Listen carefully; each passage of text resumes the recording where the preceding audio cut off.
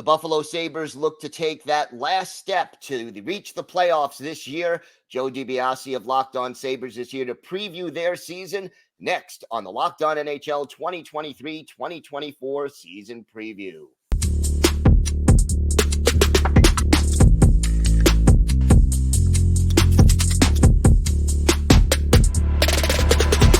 Gil Martin here. The NHL season is less than a week away, and Locked On Season Preview coverage continues as we welcome in Joe DiBiase of Locked On Sabres to detail everything you need to know about the Buffalo Sabres ahead of the 2023-2024 season. Joe, great to have you here. What was the biggest storyline surrounding the Sabres during this season right now as we get ready? So going into it, I mean, really the biggest storyline is, can they end the NHL's longest playoff drought in history? And I think they really fired up those expectations yesterday. I think fans loved hearing Kevin Adams, the general manager, Don Granato, the head coach, and Kyle Okposo, the captain, as they opened training camp, all openly talk about how it is time to make the playoffs, that they are not running from expectations. They are not afraid to say the words playoffs this year. I think that shows that they are secure, by the way, in their jobs and where they are as a franchise. They feel confident enough to talk about it. But that really is the story is, okay, you've had some nice development, but now it's time for results. All right, so the pressure is now on. What would you say was the Sabres' most significant offseason move and why? I actually would think that it's Connor Clifton, a defenseman that they brought in from the Boston Bruins. I mean, him in combination with signing veteran Eric Johnson away from the Colorado Avalanche is kind of a combo effort there. But Clifton mostly because the thing that this team needed more than almost anything, I want to save goalie for a little bit later, but they needed more depth on the blue line, and they needed another guy to play in their top four. They have three rock-solid to star defensemen in their top four in Rasmus Dahlin, Owen Power, and then to a little bit of a lesser extent, Mattias Samuelsson. But that fourth guy was always a question mark last year.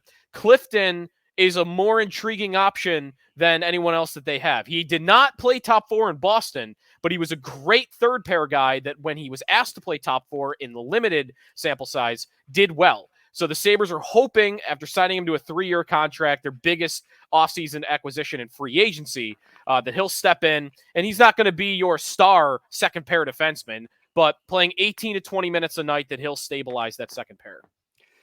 So who figures to be the most important player on the Sabres this year, and what makes them so critical to the team's success? I mean, 1,000%. It is Devin Levi. The Sabres last year were a top 5 team in scoring all year long. There was a stretch actually where they were the number 1 team in scoring for multiple months. But why did they miss the playoffs by 1 point?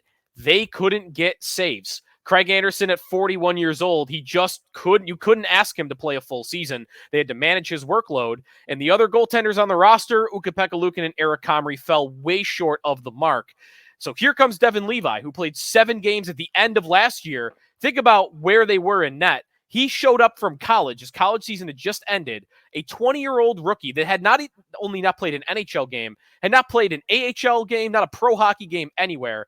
He stepped in and played the final 7 of the final 8 games when they were alive for the playoffs, and he did great. So he walks into the year, little unprecedented for his age, but they are expecting him to take over as the number 1. I am optimistic that he'll be able to do that, and they need him to do that because they didn't do anything else in goal, which I've criticized a lot on my show. But what that means is there's even more pressure on a rookie Devin Levi to show up, be as good as you were in the last few weeks of last season, and that should be an upgrade enough in net for them to get to the postseason. So how about a potential breakout candidate? Any player on this team that you think people should know about? This is almost a sad question for me, Gil, because I would have answered Jack Quinn for the entire offseason. His top 10 pick of the Sabres a couple of years ago, but he tore his Achilles working out a month before the year, 2 months before the season started. So his timeline to return is not till really late December, maybe into the new year. And an Achilles injury, I mean, who knows? Like, it might even be longer than that. And who knows what form he'll be when he comes back. That might be an injury that takes a year and a half for him to recover from.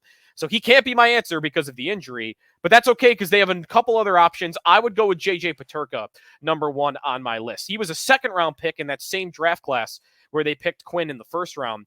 And Peterka was on the same line as Quinn all last year, played with Dylan Cousins on the second line. He had a really good start to the season and a really good end to the season. He completely disappeared in the middle portion of the year. In fact, he went, I think it was a 28-game stretch where he only scored 1 goal in the middle of last year. But to be fair, he was an undersized rookie who was a second-round pick coming over from Europe, who had a little bit of time in the AHL. So year 2, we've seen videos of him on Instagram working out. Like, he's bulked up. He's going to be playing in year 2, and you hope for more consistency. He's electric with the puck, super fast. He has a nice shot. I think his skill set presents a big opportunity from a jump from 14 goals where he was last year to ideally a 25. 30 might be a little ambitious, but I wouldn't rule it out for him to score 25 to 30 goals this year.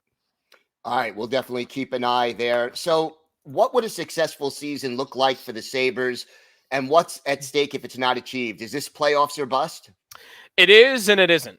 The or bust is interesting. Like, if they miss the playoffs, I don't think anything major happens other than the conversation shifts and maybe Don Granato goes into the next year where we're talking about how much rope he has on the job. I don't think anybody gets fired if they miss the playoffs unless they finish like dead last. Then we have a new conversation.